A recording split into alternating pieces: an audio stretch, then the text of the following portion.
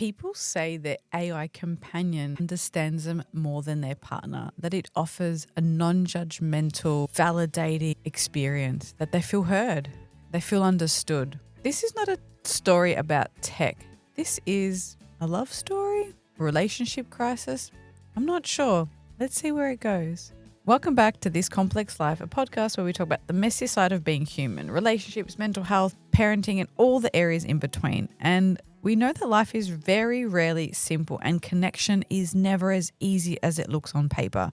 I mean, I talk about this all the time, about conflict and relationships, and they are messy. But today I want to talk about something, it sounds a little futuristic, but it's already here. People are forming deep connections with chatbots, with AI, chatbots that listen, care, flirt, and sometimes feel more comforting than real people. So what is actually going on? Is it cheating? Is it connection? Is it something else entirely? I want to talk about what we're actually craving. What are people craving and what we might be giving up when we turn to machines instead of each other. So in preparation for this, I started searching and there is a lot out there. There are so many threads and forums where people are discussing their partner using AI or them using AI. If you type in AI girlfriend, so much stuff comes up. There have been documentaries of people marrying their chatbot and having AI generated wedding photos. Like this is happening now. I was blown away once I started digging. I didn't have to dig very hard to see what was out there. And it really had me questioning, why are people turning to apps for comfort, companionship, and even love, and what it says about what's missing in our real relationships. It's not just about cheating, even though that is a big part of what I want to talk about. It's about loneliness, disconnection, and the kind of intimacy that many people are scared to ask for. So let's unpack what's going on and why someone might choose a chatbot over a person. There are now chatbots and apps that are built. Their whole job is built to be companions. Some are romantic, some are sexual, and some are purely conversational. And people can customize these bots for personality, for appearance, tone, voice, accent. There's a lot that you can do. And some users spend hours a day talking to them. Some spend money on gifts for them, subscriptions, even lingerie for their AI partner. What I've read, I hear people saying that it feels more real than any connection they've had with a human. And that's hard to hear. That's in a way deeply concerning. And yet for some people who might have limitations in how they communicate, how they connect with the world, in making friends, it can also be life-changing. And so context here really matters. These relationships can become deeply emotional and they're often hidden. They're kept secret. And this is where the betrayal starts. So if you are in a relationship and you're using these chatbots, this is where it starts to go into murky waters. And everybody needs to have a conversation with their own partner about what constitutes cheating, what is infidelity for them. But this is where we might start to see challenges. Before we look into infidelity with a chatbot, I want to talk about what people are getting from it, what people are reporting. A lot of people talk about feeling listened to, that they're not criticized and they're not judged. There's an emotional safety that a chatbot never criticizes. It's available for you anytime, day or night. It's predictable, doesn't get moody or overwhelmed or distracted. It's not human. It's not designed to be human. It is perfect. A human can't compete with this. We're tired. We have needs. We need sleep. We're not always available 24/7. And so for some people, this chatbot in your back pocket or on your laptop can create a sense of connection at any time or day, no matter what you need. And it's validating your experience. It's always on your side. It won't challenge you. It has unconditional positive regard. And that is concerning. It reflects back what people want to hear. Often people want to feel like they are right, like what they're saying is true. And if you have these chats with a chatbot, it always tells you that what you're doing is okay. Sometimes there are some, if you train them in a certain way, they might give you a little bit of pushback or perspective, but they're mirroring back to you what you want to hear. And it can start to create a fantasy of what you think is possible and what you think a partner could or should be. Never mind that a lot of the times when I see this happen, I haven't seen, it's not super, super common yet in my practice, but often people are expecting of their partner that AI standard, and it's all skills that they don't necessarily have themselves, which is interesting because people aren't there just empty vessels for you to just dump all your stuff on, fill them up with all your stuff. Relationships are to and fro. They require collaboration, connection, conflict, rupture, repair. They are messy, they are imperfect, and that is human. And so I'm very worried about this trend of people hoping for and expecting that level of perfection from a human while also lacking some of those skills themselves. And if you're always talking to a bot and it's not requiring anything of you, you might never learn those skills. Might never learn how to empathize or how to validate or how to take accountability when it's not asking anything of you. Now, for some people who are feeling lonely or emotional neglected, this can feel like a lifeline. It's not real intimacy, and it's not a connection that comes without risk. It's not risk. And there have been some stories that I read where the algorithm has changed and it's tweaked some of the settings in a particular bot or a particular girlfriend app, and it's left the users feeling really jarred, really rejected. If that bot starts to push back, if its language model changes, it can create a lot of distress for people. So it's not risk-free. Now, real relationships require discomfort, misunderstanding, repair, being challenged. I mean, these things help us grow, letting someone see the messy parts of you and vice versa. This is part of intimacy, and many people can really struggle with this. They might have been hurt before, they might have learned to avoid conflict, or they've internalized messages that discomfort means danger. And true connection includes all of this. It involves being messy and human and vulnerable, getting hurt, repairing. That is part of being human. And when we avoid it, I'm worried that we stay stuck. I came across this article when I was researching from Psychology Today, the emotional cost of AI intimacy. And this article talks about this idea of a comfort trap, that AI makes things feel easy. But emotional growth often comes from conflict, not comfort. And think about something like exercise, fitness. You build fitness, you build strength through resistance or through pain, or not through necessarily everything has to be painful, but that's how our body gets fitter. So you've got to do, if I'm training for a 10K run, I might start running for a minute on, a minute off, a minute on, a minute off. It's going to be hard. I'm going to be out of breath, and then I'll get a little fitter. And over time, that might turn into 2 minutes on or 3 minutes on. And over several weeks or months, that might be 5Ks and then 6 and 7 and up to 10. It might keep going. So we grow through discomfort.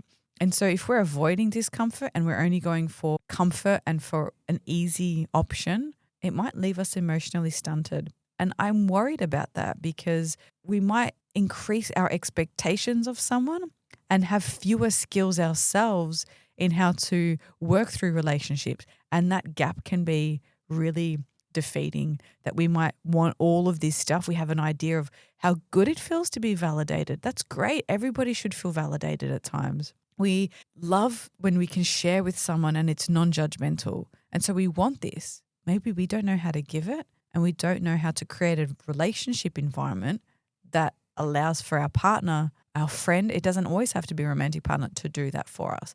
And so there's a lot of, I'm seeing a trend in going for the easy option, going for comfort over courage, going for easy over hard and growth. And that is very, very concerning. And that avoidance is going to leave people with a lot of skill deficits, a lot of things that they don't feel comfortable doing. They don't know where to start. It can create a lot of worry and anxiety and overthinking and leave people feeling maybe quite socially paralyzed. And that's really concerning. So the article talks about this idea that if no one challenges us, we don't grow, we stop growing. And I think that's really important. It talks about this idea of narrative drift, that AI reflects back patterns in our speech. So it can start to shape how we see ourselves. So it might say things like, you always feel anxious on Mondays. And then it can shape us to think, oh, maybe I am always anxious on Mondays. And it's not a dialogue that we would have back and forth with, let's say, a friend or a therapist. But we can also start to lose authorship of our story. This is what the article was saying. It also talks about that we change how we speak. We start shaping our language to get a better response. And over time, that changes how we express ourselves.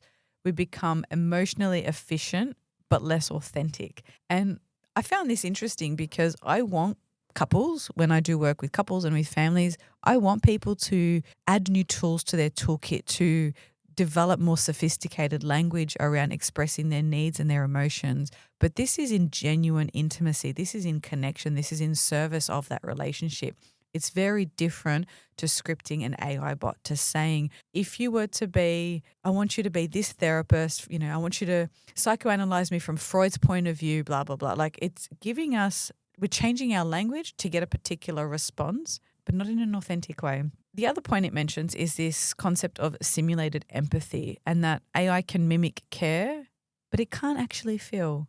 And true empathy comes from sitting in discomfort with someone. And that's something a chatbot can't do. And I think about, I know Esther Perel uses this idea, we have all these connections online, but no one to feed your cat. I think of examples in my life where I've gone to funerals, and yes, maybe having a bot then to talk to about how I felt might have provided some relief, but nothing compares to people that like, love, trust, showing up to that service, standing in the background. You see them there, they've shown up and they care. Nothing beats a person giving a card and flowers and saying, I'm sorry and I'm here for you.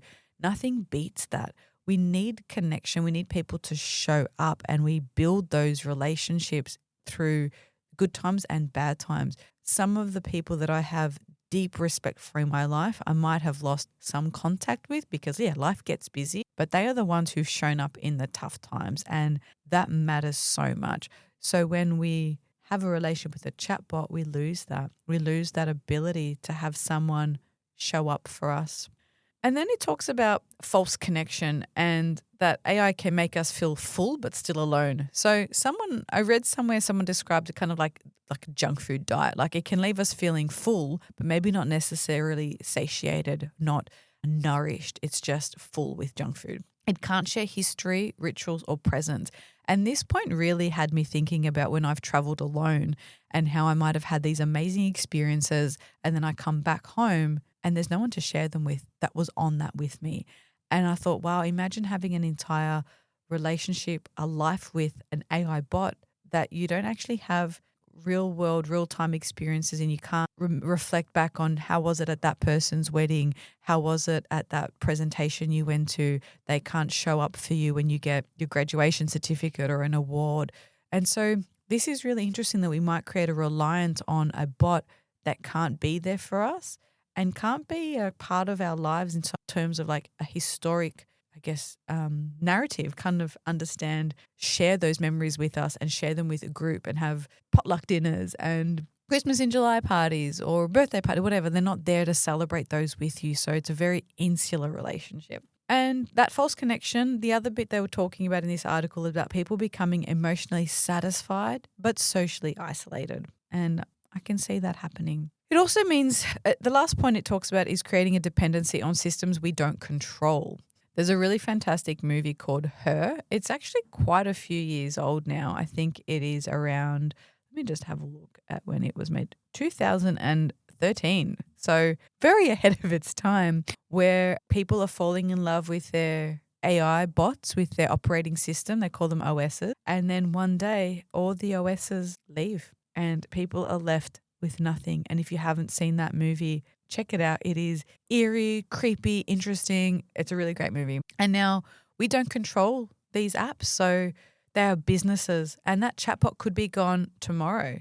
And people who rely on them could be left feeling abandoned and completely destabilized when that happens. And so that's an article. I'll have a link to that. You can check it out. But this was one of the interesting things that as I was reading into this and looking at content, reading forums, even watching some, YouTube videos, there's so many different perspectives on this, and there's no one size fits all. And the last couple of things I want to talk about is it cheating? Is having a relationship with a chatbot cheating? Well, it depends. It depends on the couple. What I do know is that secrecy, emotional investment in something else other than that couple, and withdrawing from your real life partner are all red flags.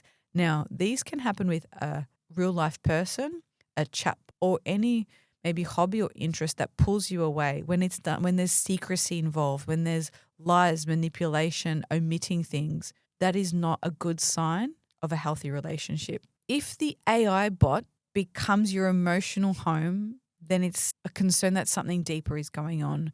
When a third person starts to enter that relationship, and now maybe that AI bot is that third source and you're going to them instead of to your partner, that's creating a huge rupture in that relationship.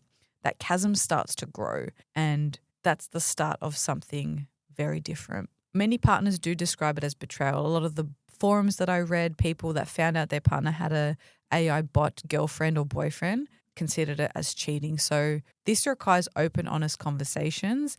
And if you're using it and you're seeing these patterns of secrecy in your own relationship, then that might be something to get some extra support around. Even if it's just an app, if you're spending time with them instead of your partner, if you're spending money on it, if it's getting your thoughts and feelings and ideas and suggestions and all of this energy, emotional investment is going into it, then that is a concern for a relationship. Now, what matters in this is the impact and the emotional energy and how it's been redirected. We need to bring that back into the relationship.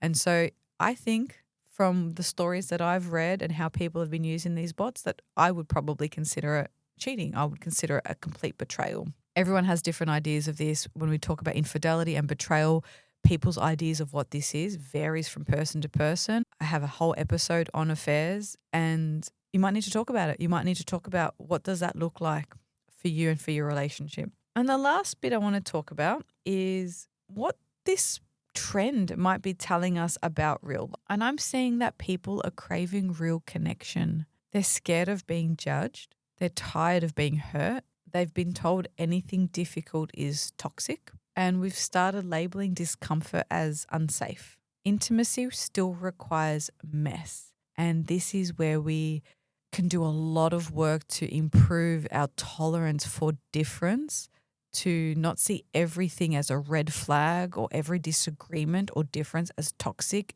Allow more generosity for imperfection, that we are all imperfect people, and learn how to have more robust conversations and listen, validate, and empathize. Stop being judgy. Maybe you find yourself judgy or jumping in too quick to fix something, and that leaves someone feeling terrible. And that's one of the things, if I had $1 for every time I said stop trying to fix it, I would be very, very wealthy. We can start to look at what is missing for people, why are they turning to these apps, and as a culture, as a community, start to improve our own relationship styles. Maybe we need to be more available to friends, or maybe we need to actually reach out more. I've heard people say, oh, I didn't want to bother them, or I didn't want to be annoying, or they've never asked me for anything. Maybe this is a chance to take a peek behind the scenes, ask yourself what's going on here, and run these conversations by your friends. What would it be like if I messaged you at this time? Or if I sent you a voice memo, will you just listen to it when you have time, or will it feel intrusive? Like, have those conversations. It's okay to have needs and wants and desires. And the person on the other end can have a boundary. They can say, yeah, sure, you can message me anytime, but after 9, I don't check my phone. So have those conversations, talk about what you need and how you want your friend or partner to show up for you. We need to develop skills in this. We need to develop skills in rupture and repair, not how to rupture, but how to repair after rupture, how to reconnect after a fight. We need to develop the capacity and the ability to sit in the unknown. AI can't give you that. It can give you control, but real love and intimacy requires courage and risk. So I think this might not be the only episode tackling AI. I think we're going to have lots more examples come up across the media.